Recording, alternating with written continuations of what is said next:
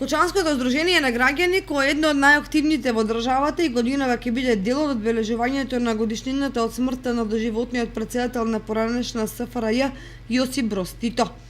Синоќа 60 титовисти со автобус од Кочани тргна за Белград, каде денеска ќе биде дел од меѓународното оддавање почит на големиот водач кој беше ценет и почитуван од целокупната меѓународна заедница.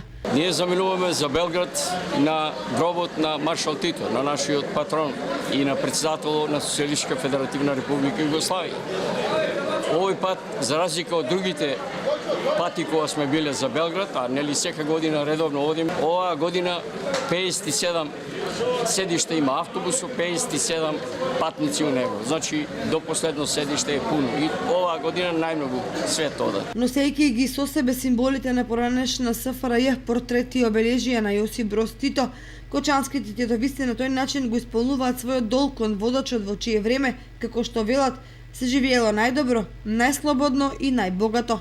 Инаку кочанските титовисти во рамките на своите годишни активности со символично примопредавање ја негуваат штафетата на младоста, организираат хуманитарни акции и ги одбележуваат сите значајни датуми од поранешна СФРЈ.